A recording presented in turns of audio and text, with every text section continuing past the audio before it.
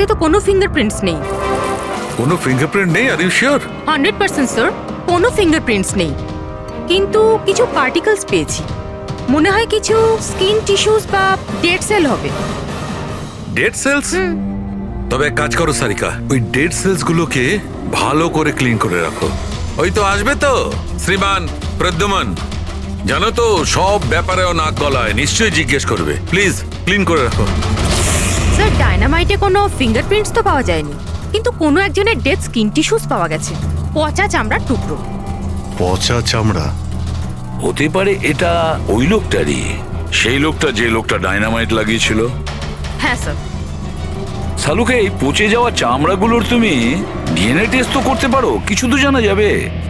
বস, পচে যাওয়া চামড়া থেকে ডিএনএ বার করাটা খুব কঠিন কাজ।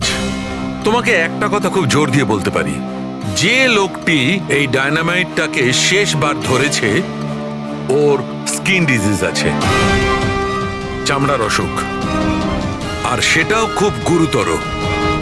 এমনিতে দেখে কিছু বোঝা নাও যেতে পারে, কিন্তু বস এই অসুখটা ওকে ভেতর থেকে শেষ করে দিচ্ছে। তাহলে তো আমরা এর মাধ্যমে ওর কাছে পৌঁছতে পারি। হ্যাঁ, কিন্তু কোনো প্রমাণ তো দরকার। Hello, ACP Pradyuman here. হ্যাঁ বলুন। আচ্ছা, গুড, থ্যাংক ইউ। কে? ডায়নামাইট ম্যানুফ্যাকচারার বলছিল ওরা রেকর্ড চেক করেছে, ওই ডায়নামাইট কোনো খনিকে বিক্রি করেছে ওরা। মানে মাইন সাইট? হ্যাঁ, মাইন্ড সাইট। এবার এটা খোঁজ নিতে হবে এই ডায়নামাইট। একটা ডায়নামাইট ওইদিকে লাগাও, ঠিক আছে? আর আরেকটা 50 মিটার দূরে ওইখানে লাগাও। হ্যাঁ স্যার। আর একটা ওইদিকেও লাগাতে পারো। আর আচ্ছা স্যার। একটা সোজা লাগাও ওইখানে, একদম 50 মিটার দূরে। আর এই 6 সেকেন্ড পরে ব্লাস্টগুলো হবে। ঠিক আছে স্যার। ওকে। আর কোথায় লাগানো যায়? ওইখানে মাঝখানে ফিট করা যাবে কি? এক্সকিউজ মি, আপনার নাম বিনীত? ইয়েস। আপনারা কারা? আপনি এই সাইটের ম্যানেজার? কিন্তু ব্যাপারটা কি বলুন তো? দেখুন বিনীত বাবু, যখন ম্যানুফ্যাকচারিং কোম্পানি থেকে ডায়নামাইট আপনাদের এখানে আসে, মানে এই সাইটে, মাইন্ড সাইটে, সেটার ইনচার্জ তো আপনিই হবেন, তাই না? ইনচার্জ তো আমি, কিন্তু কনসাইনমেন্টের পরে অপারেটর টিমও কিন্তু এটা হ্যান্ডেল করে। আমি এটা একা সামলাই না। আমরা জিজ্ঞেস করেছি আপনাকে যে ডায়নামাইট কে সামলায়। একটু এই ডায়নামাইট স্টিকটাকে দেখুন।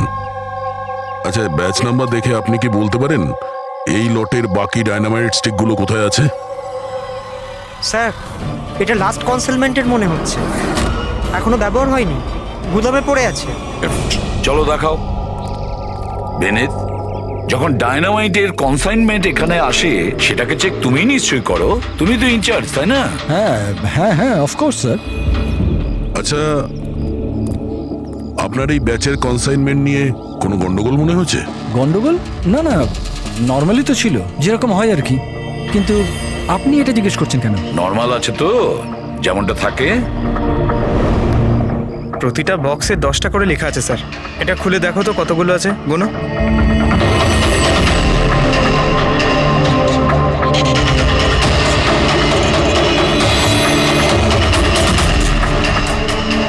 স্যার, একটা সেট কম আছে স্যার।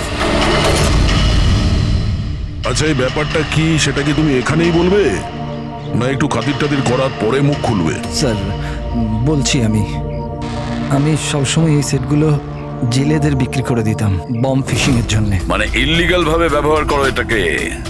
আর এটার থেকে 6টা সেট আমি ওদেরকে বিক্রি করেছি।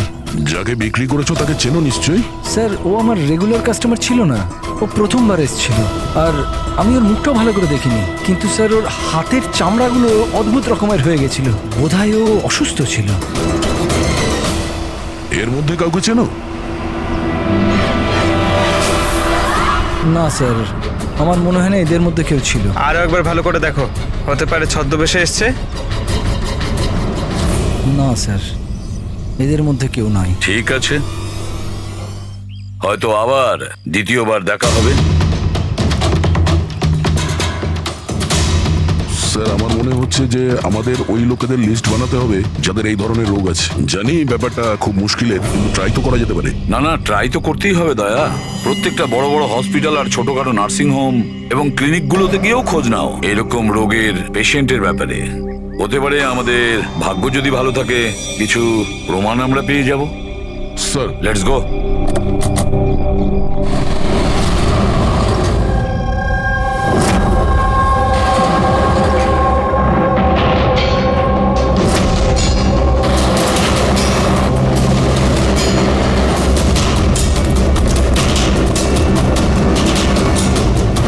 দেখুন, এই ধরনের অসুখ হাজার জনের মধ্যে একজনের হয়ে থাকে। বলতে পারেন এই ধরনের পেশেন্টের লিস্ট অনেক বড়। অনেক পেশেন্ট জানতেও পারে কিন্তু এর চিকিৎসা করায় না। এদের খোঁজা তো খুব মুশকিল। জানি, কিন্তু তবুও আমরা চেষ্টা করতে চাই। এই লোকটাকে পাওয়া আমাদের কাছে ভীষণ প্রয়োজন। দেখুন, আমি বুঝতে পারছি, কিন্তু এনভায়রনমেন্টাল ইনফেকশন কন্টিজিয়াস ডিজিজ, যেটা একটা মানুষের থেকে অন্য মানুষের মধ্যে ছড়িয়ে পড়ে, আর এটাকে সামলানো তো। এক মিনিট, কি বললেন আপনি? Environmental infection? হ্যাঁ, মানে আমাদের চারপাশের পরিবেশে হতে পারে এমন ইনফেকশন হাওয়া বা জল থেকে চারিদিকে ছড়িয়ে পড়ে। চলুন, আমি আপনাকে একটা পেশেন্ট দেখাবো। ছাড়ো আমাকে! কেন মারতে চাও আমাকে? ছেড়ে দাও আমাকে, যেতে দাও প্লিজ। দেখো, আমাকে যেতে দাও sir, please help me sir, help please, help sir, help.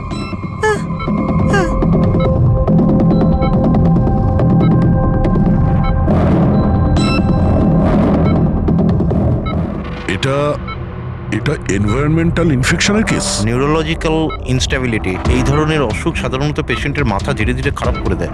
ও নিজের ধৈর্য হারিয়ে ফেলতে পারে আর মাথার ব্যালেন্সও নষ্ট হয়ে যায়, যেমনটা নীলজের হয়েছে। আর ফিজিক্যাল কন্ডিশন, মানে আমি বলতে চাইছি এই ধরনের পেশেন্টরা কি খুব জোরে দৌড়তে পারে? হ্যাঁ, নর্মালি চলতে ফিরতে তো পারে, কিন্তু অসুখটা যদি অ্যাডভান্স স্টেজে চলে যায় তাহলে দৌড়ানোর পক্ষে সম্ভব নয়। কিন্তু স্যার, অ্যাডাভিন ইঞ্জেকশন দিলে শরীরে কিছুক্ষণের জন্য শক্তি আসে। হ্যাঁ, কিন্তু ওটা সাইড এফেক্ট যথেষ্ট। স্যার, অ্যাডাভিন ইঞ্জেকশন দেওয়া যথেষ্ট ঝুঁকিপূর্ণ।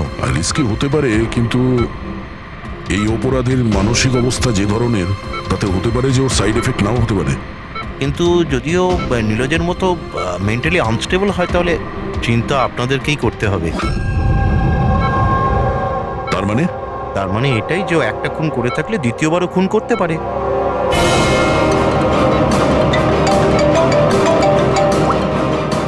হ্যাঁ স্যার। কি প্রকাশ পঙ্কজকে ফাঁকি দিয়ে পালিয়ে গেছে? ও নো, ঠিক আছে, আমি দেখছি। হতে পারে প্রকাশ ভয় পেয়ে পালিয়ে গেছে, না হলে দ্বিতীয় মার্ডারের পরিকল্পনা করছে।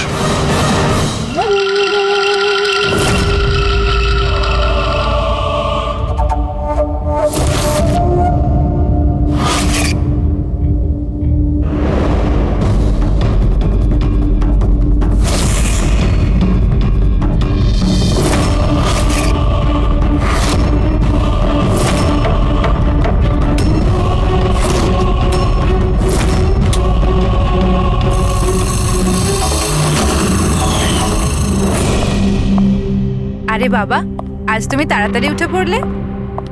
Good morning. এই রইলো তোমার চা, তাড়াতাড়ি খেয়ে নাও, নাহলে ঠান্ডা হয়ে যাবে।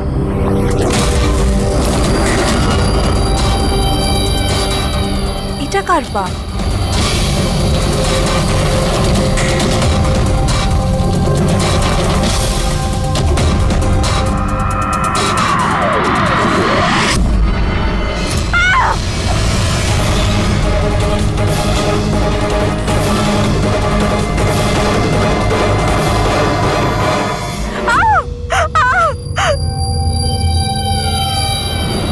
স্যার, আরও একটা মার্ডার।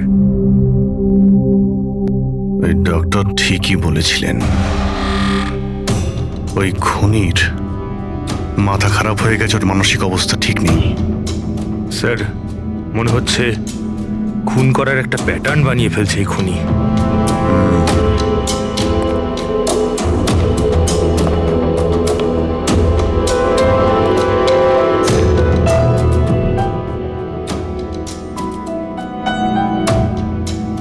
এনার উপরে ব্লেম এটাই যে উনি নেচারকে ক্ষতি করছেন। ইলিগাল ডিফরেস্টেশন, জমি হাতানোর জন্য ইল্লিগালি গাছ কেটে ফেলা। ওই খুনি এনার সঙ্গেও তাই করেছে। আর তাও প্রকাশ উধাও হয়ে যাওয়ার ঠিক পরেই। ওয়েপন কি ব্যবহার করেছে? 100% চেন স, না হলে হাড়ের সঙ্গে মাংসকে এইভাবে কেটে বডিটাকে দু টুকরো করা এত সহজ নয়। স্যার, যদি চেনস ব্যবহার করেই থাকে তাহলে আওয়াজ নিশ্চয়ই হয়েছিল।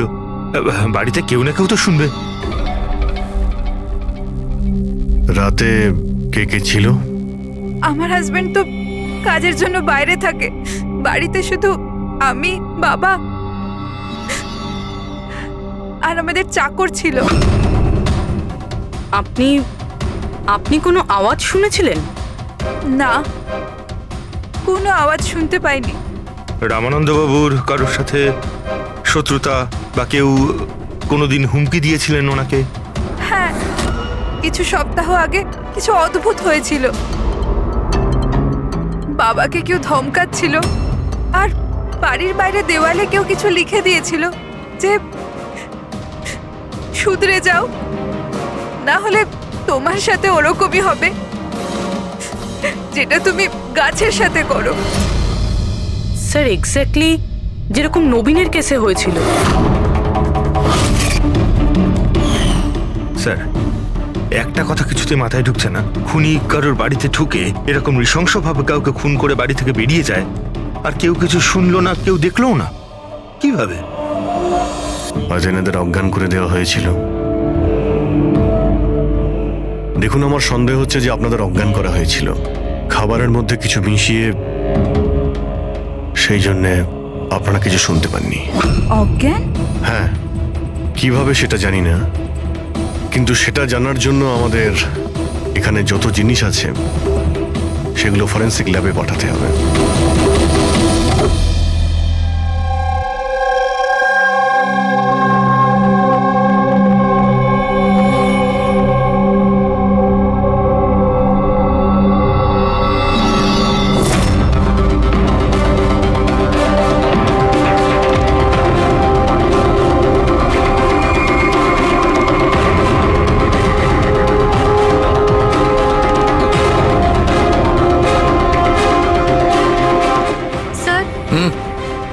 বাড়িতে যত রকম খাবার জিনিস ছিল চেক করে নিয়েছি, আর পানিও। কিছুতেই ঘুমের ওষুধ পাইনি। No sedatives. পেলে না? আরো শিওর? অ্যাবসলিউটলি। কিন্তু সারিকা, সবাই তো অজ্ঞান ছিল, তার মানে কোনো মাদক দ্রব্য নিশ্চয়ই থাকবে যার জন্য ওরা অজ্ঞান হয়ে গেছিল। খাবার জিনিসে, পানীয়তে, কিছুতে তো থাকা উচিত। কিসের মধ্যে ছিল?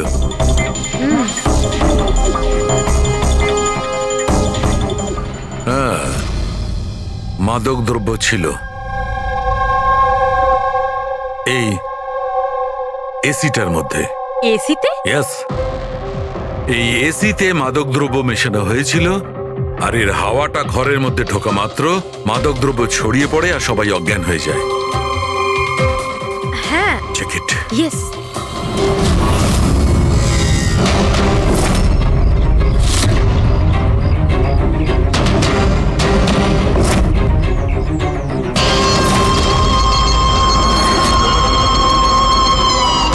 দেখো সালুখে, তুমি আন্দাজে ঢিল মারছো না তো? এটা কি করে হতে পারে? এরকমই হয়েছে বস। এসিতেই মাদকদ্রব্য ছিল। আমি ওই এসিটার ব্লোয়ারে, ফিল্টারে সব জায়গায় সেনেটিভ পেয়েছি, আর সেটাও খুব হাই ডোজে। মাই গড, এটা কি করে হতে পারে? বস, এসিতে সেনেটিভ ছিল, মাদকদ্রব্য ঘরের মধ্যে ছড়িয়ে যায় আর সবাই অজ্ঞান হয়ে যায়। খুনি আসে আর বিনা বাধায় ওকে খুন করে, ও চলে যায়। কেউ কিচ্ছু শুনতে পায়নি। আচ্ছা ঠিক আছে। সালুকে ফোন করেছিল, বলছিল রামানন্দর বাড়িতে যে এসি মেশিনটা ছিল সেটাতে বিষাক্ত গ্যাস ভরা ছিল, অ্যানেস্থেটিক গ্যাস।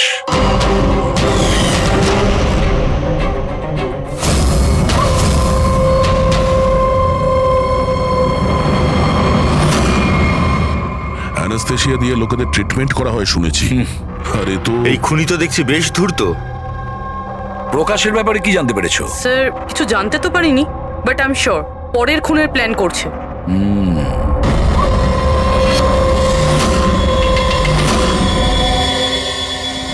কিন্তু খুনি যদি অসুস্থ হয় তাহলে প্রকাশ তো ভালোই দৌড়িয়েছিল। স্যার এমনটাও তো হতে পারে যে অন্য কাউকে দিয়ে এই খুনটা করিয়েছে। তাহলে ও পালিয়ে গেল কেন? এই শব্দটা কিসের? চলো তো।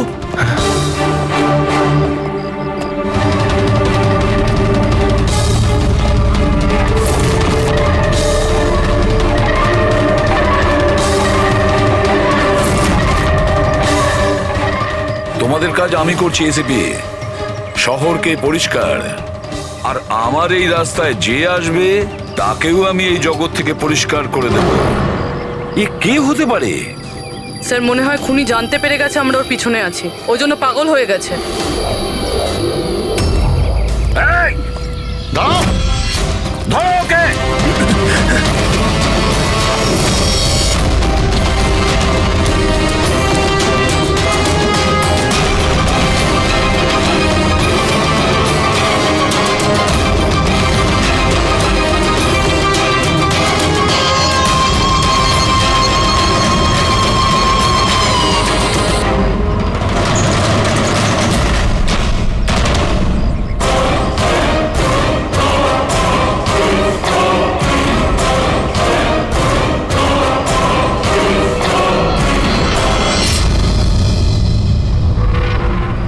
স্যার সিআইডি থেকেই লিস্ট এসছে।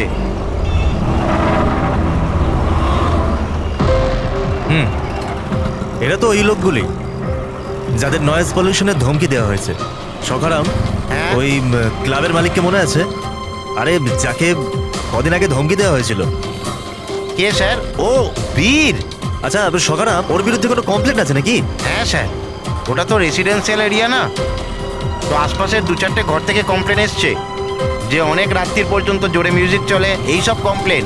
আওয়াজ মানে নয়েজ পলিউশন। সখারাম, তুমি একটা কাজ করো, হ্যাঁ, স্যার। তুমি সিআইডির লোকেদের ফোন করো এখনই, এই সময়।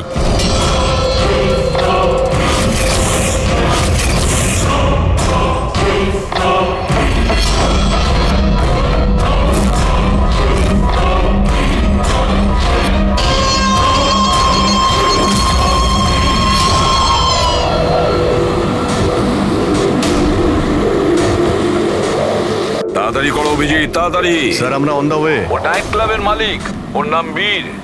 কিন্তু স্যার ব্যাপারটা কি? দয়া, লোকাল ইন্সপেক্টর থেকে জানা গেছে বীরকেও একই রকম হুমকি দেওয়া হয়েছে, আর সেটাও শব্দ দূষণ করার জন্য। সরি স্যার, কিন্তু নয়েজ পলিউশন এটা একটু বেশি হয়ে গেল না? রবি, ওর মানসিক অবস্থা ঠিক নেই, এই খুনি যা খুশি করতে পারে।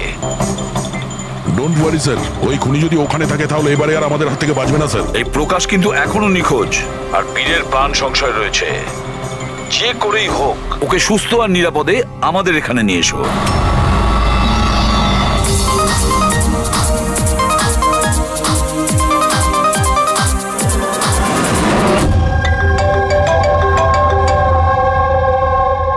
হ্যালো হ্যালো বীর, আমি এসবি প্রদ্যুমান বলছি, সিআইডি থেকে। সিআইডি? কি হয়েছে স্যার? আমার কথা মন দিয়ে শোনো, তোমার প্রাণ সংশয় রয়েছে। কি মানে মানে আমাকে কে মারতে চায়? দেখো বীর, যদি তুমি ক্লাবে থাকো তাহলে বাইরে কোনো মতেই যেও না। আমাদের অফিসার্স তোমার ওখানে যাচ্ছে তোমার সেফটির জন্য। আরো একটা কথা, ভিড়ের মধ্যেই থাকবে, লোকেদের মধ্যেই থাকবে, বুঝেছো? একা একদম থাকবে না।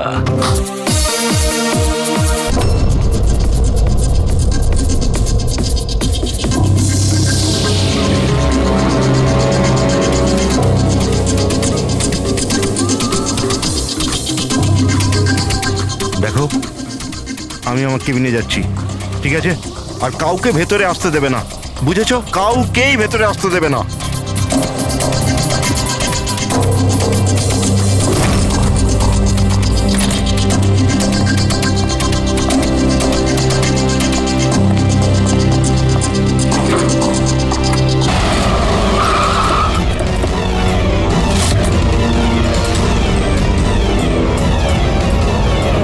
সিআইডি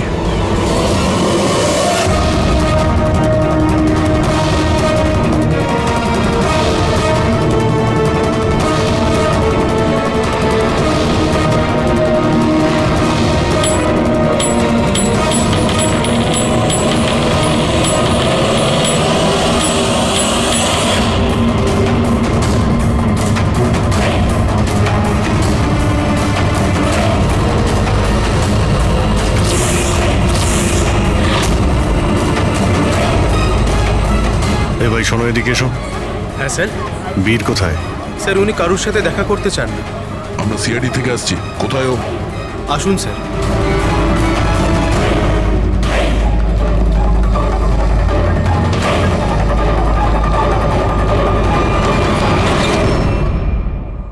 এই, এই এই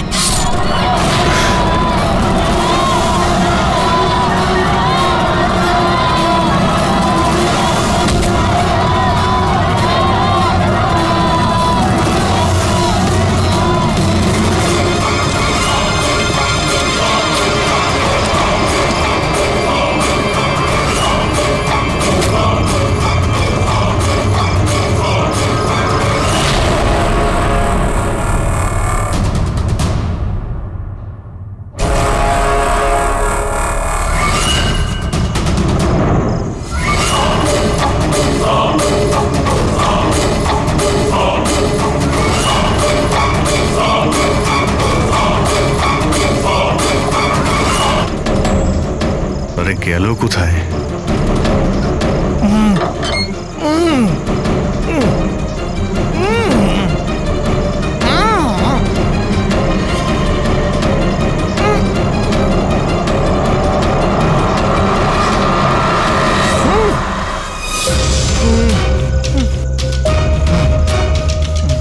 এই প্রকাশ, এসো বাইরে এসো।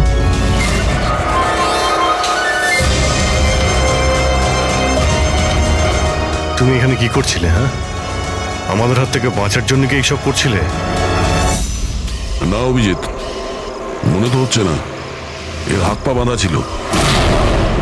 মনে হচ্ছে কেউ হাত পা বেঁধে ওকে এখানে ফেলে দিয়েছে। রবি, এসপি স্যারকে ফোন করে বলো যে প্রকাশকে পাওয়া গেছে, আর ওর একটু ফার্স্ট এড করে দাও। স্যার যাও। চলুন। বুঝতে পারছি না প্রত্যেকবারও পালিয়ে যাচ্ছে কি করে। ও কোথায় লুকিয়ে পড়ছে? হয় ও আকাশে উড়ে গেছে, না হলে মাটিতে ঢুকে গেছে।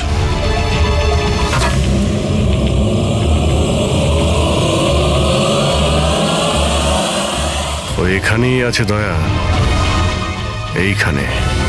কি? এইখানে।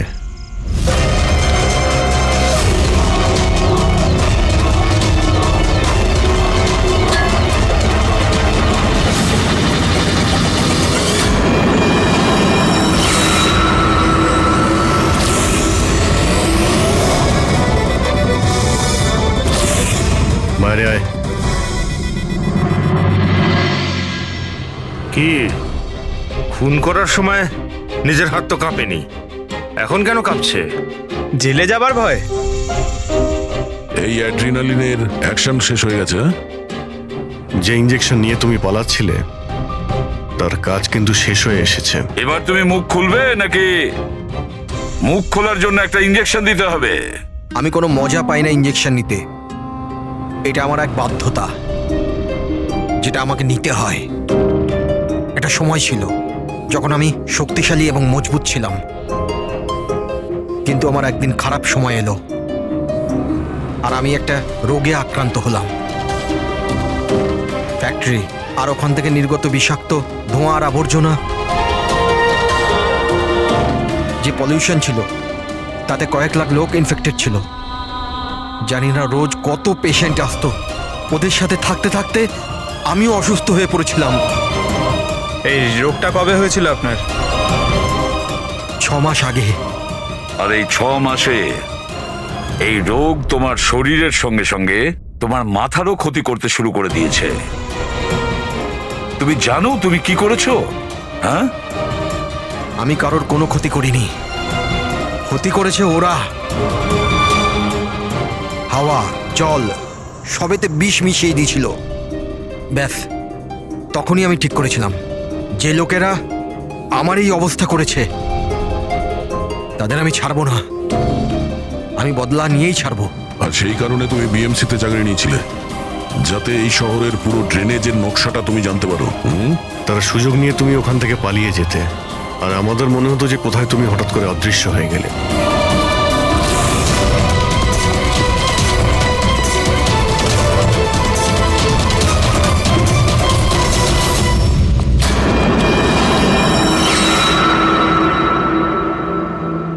একটা কথা কিন্তু আমি এখনো বুঝিনি, প্রকাশ তোমার কি ক্ষতি করেছিল? হ্যাঁ, ওকে কেন কিডন্যাপ করলে? ওই রাতে ও ওখানেই ছিল, রামানন্দের বাড়ির বাইরে।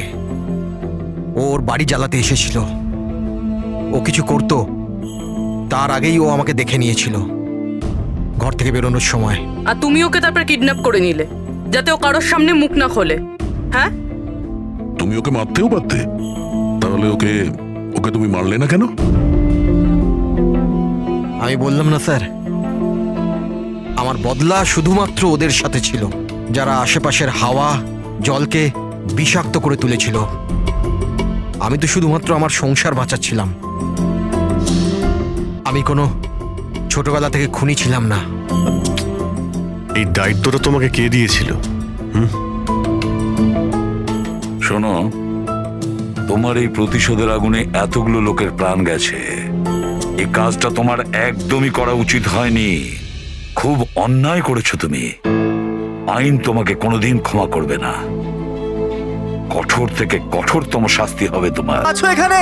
আরে প্লিজ আমাকে বাঁচাও। হ্যালো,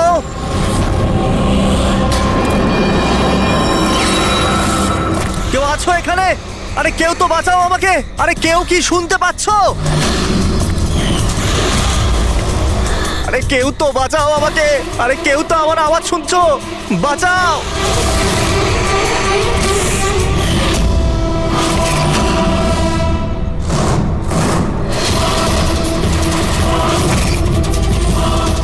তুমি কে? কি চাও তুমি?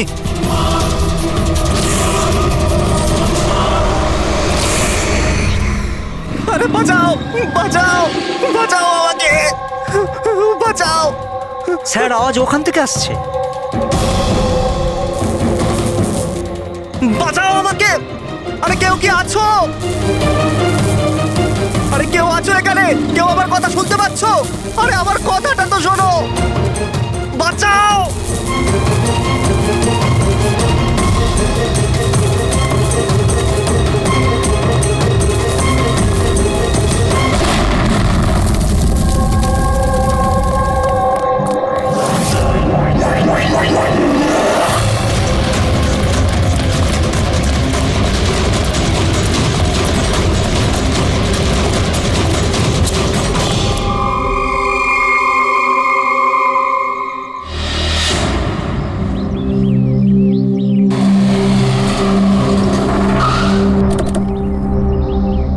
নমস্কার স্যার। নমস্কার স্যার। এটা বলো, যখন ব্লাস্ট হয়েছিল তখন কি তুমি এখানে ছিলে? ইয়ে স্যার, আমার সঙ্গে আরো একজন কনস্টেবল ছিল, হরনা। ওর প্রচন্ড আঘাত লেগেছে, এখনো হসপিটালে ভর্তি। তুমি এখানে পৌঁছলে কি করে? স্যার, আমরা নাইট ডিউটিতে ছিলাম। এখান দিয়ে যাচ্ছিলাম, তখনই একটা চিৎকার শুনতে পেলাম। আমরা ওকে দেখতে পাইনি। এখানে পৌঁছে আমরা কিছু করতে যাওয়ার আগেই বোম ব্লাস্ট হয়ে গেল।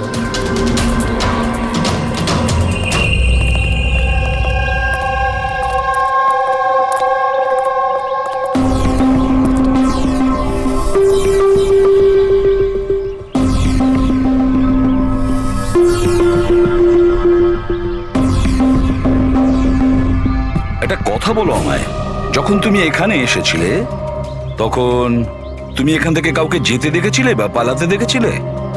হ্যাঁ স্যার, আমি ওকে তাড়াও করেছিলাম, কিন্তু ও পালিয়ে গেল। ও আমার আগেই ছিল, কিন্তু জানি না কেমন করে অদৃশ্য হয়ে গেল। আর এখানে হরনাথের অবস্থা ভালো ছিল না, তাই আমি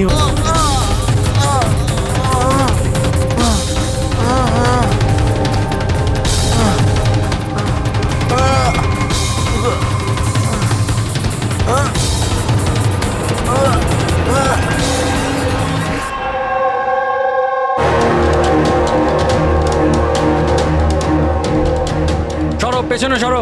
কি হয়েছে ওর? পেছনে। খুন? ও মাই গড, এ তো মরে গেছে।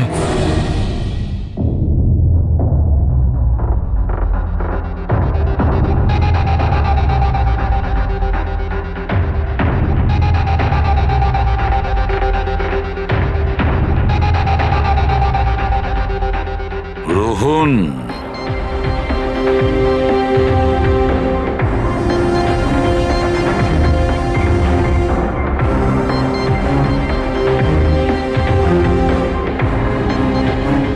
এর নাম হলো রোহন। আপনি এই ক্লাবের মালিক, ইয়েস স্যার। আর এর অস্বাভাবিক মৃত্যুর ব্যাপারে আপনিই প্রথম জেনেছেন। Yes sir. স্যার এর সবার সামনে হঠাৎ করে নিচে পড়ে গেল। এর নাক দিয়ে তখন রক্ত বের হচ্ছিল। আমি যখন ওর পালস দেখলাম তখন দেখলাম যে ও তো মারা গেছে। কার পার্টি চলছিল এখানে? স্যার মিস কামিয়ার এঙ্গেজমেন্ট পার্টি ছিল। আচ্ছা, আপনার এনগেজমেন্ট পার্টি চলছিল, তার মানে ওকে আপনি চিনতেন? না স্যার, আরে আই মিন আমি জানি না একে। ইনফ্যাক্ট আমার ফ্রেন্ডসরাও জানে না, তাই না? তাহলে কি এ উইদাউট ইনভাইট হঠাৎ করে ঢুকে পড়ে এখানে? হ্যাঁ, হয়তো হয়তো ড্রিঙ্ক করতে এসেছিল। ড্রিঙ্ক করতে এসেছিল নাকি বিষ খেতে? বিষ? হ্যাঁ, বিষ। যেভাবে ওর নাক থেকে রক্ত বেরোচ্ছে তাতে মনে হচ্ছে ওকে বিষ দেওয়া হয়েছে। আচ্ছা, এর গলার শিরায় কালো দাগ পড়ে গেছে স্যার, মনে হচ্ছে কোনো স্ট্রং বিষ। স্যার, স্যার বাথরুম থেকে এই সাদা পাউডার আর এই সিরিঞ্জগুলো পেলাম। স্যার হতে পারে মৃত্যু হয়তো ড্রাগের ওভারডোজের জন্য হয়েছে। হ্যাঁ বলুন ম্যাডাম, আপনি আপনার এনগেজমেন্টে এতটাই আনন্দিত ছিলেন যে নিজেদের গেস্টকে ড্রিঙ্কসও করিয়েছেন আর সাথে ড্রাগসও দিয়েছেন? হ্যাঁ কি প্রশান্ত বাবু, এসবও হয় আপনাদের ক্লাবে? না স্যার, আমার বিশ্বাস করুন, আমি জানতামই না যে ক্লাবে এই সমস্ত কিছু হয়। কামিয়া, তুমি আমার ক্লাবে এই সমস্ত কিছু করছো? আপনার সিকিউরিটি গার্ড এই ক্লাবের ভেতরে আসার লোকগুলোকে নিশ্চয়ই চেক করে, হ্যাঁ? তাহলে ওরা ড্রাগসটা কেন পেল না? আমি এদের সবাইকে চাকরি থেকে বার করে দেবো। বের করে দিন বা রাখুন, ক্লাবটা এমনিতেই বন্ধই থাকবে যতক্ষণ না কেসটা সলভ হচ্ছে। স্যার, হ্যাঁ প্যাট্রিক, পুরবি, এখানে যে কয়জন প্রেজেন্ট আছে সবাইকে অ্যারেস্ট করো, আর স্টাফেদেরকেও। কিন্তু স্যার আমাদের কেন? কারণ হতে পারে যে বিষ কিংবা ড্রাগস রোহানের ড্রিঙ্কে আপনাদের স্টাফেদের মধ্যে কেউ মিশিয়ে দিয়েছে। Hello ACP Pradyuman. বসুধা, আমাকে একটা কথা বলুন, আপনার ছেলে আর বৌমা কোন দেশে অ্যারেস্ট হয়েছে? ও নোরা জিবিয়া। নোরা জিবিআইতে? হ্যাঁ।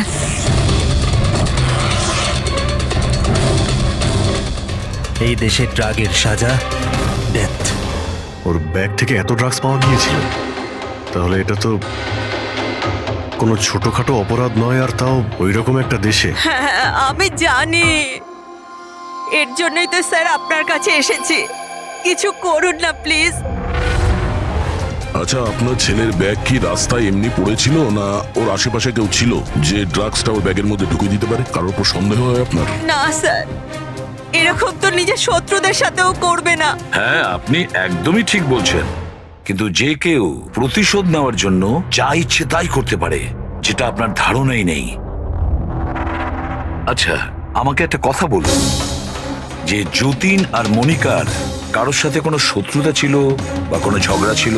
না স্যার, আমার যতীন খুব সাদাসিধে ছেলে, ওর সাথে কারোর কোনোদিন লড়াই ঝগড়া হয়নি, কোনো শত্রু নেই ওর।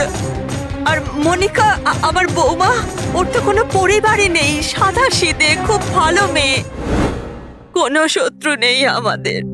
ঠিক আছে বসুধা দেবী, আমি আপনাকে প্রমিস করছি আমরা পুরো চেষ্টা করব। আমি আজই ওখানকার অথরিটির সাথে কথা বলছি, আপনি নিশ্চিন্ত হয়ে বাড়ি যান।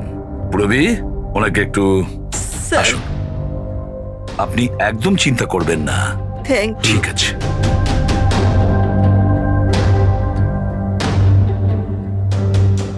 কিন্তু স্যার, ওখানকার পুলিশ আমাদের কথা শুনবে কেন? ওখানে ড্রাগসের ব্যাপারে আইন খুব কড়া, এর সাজা মৃত্যু। হ্যাঁ ভাই, কিন্তু কিছু তো করতেই হবে। ওরা যদি নিরাপরাধ হয় তাহলে আমরা তো এইভাবে ওদের দুজনকে মরতে দিতে পারি না। সেটাই তো, আমি ওখানকার হেডকোয়ার্টারের সঙ্গে কথা বলে দেখি, দেখা যাক। ততক্ষণ একটা কাজ করো, এই রোহনের বাড়িতে গিয়ে খোঁজ নাও যে সত্যি এই কামিয়া ওকে মানে রোহনকে চিনতো কি না। যাও স্যার। হ্যাঁ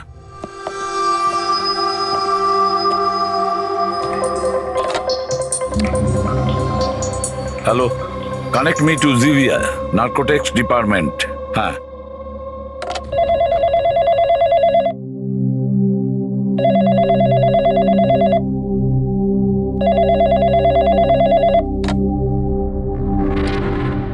হ্যালো,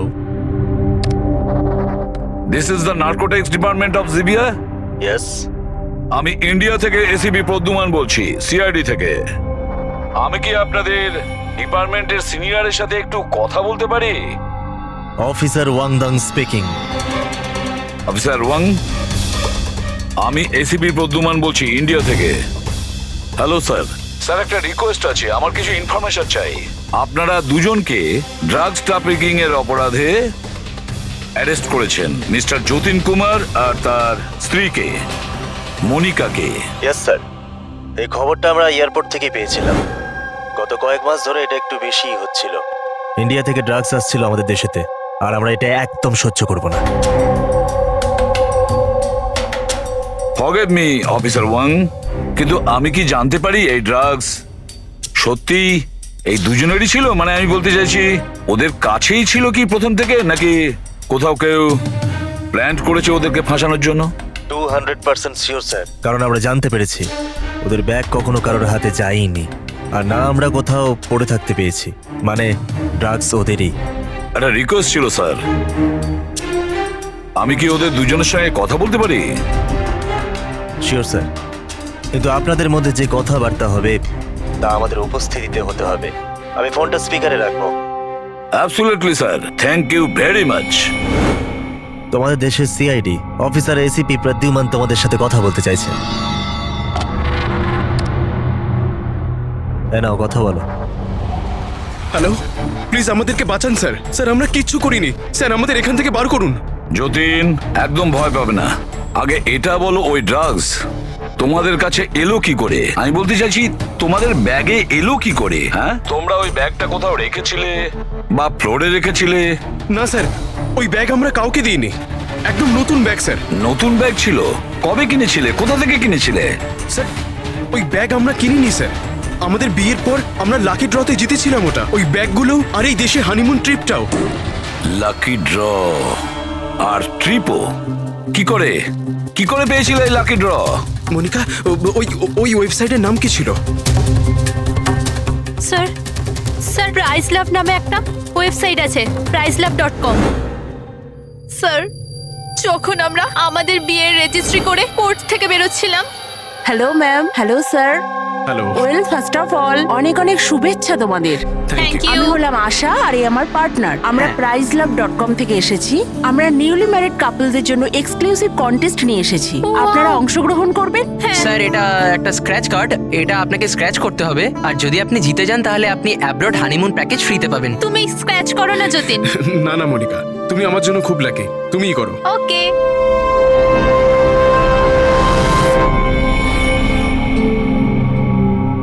ও মাই গড, কনগ্রাচুলেশনস, আপনারা জিতে গেছেন।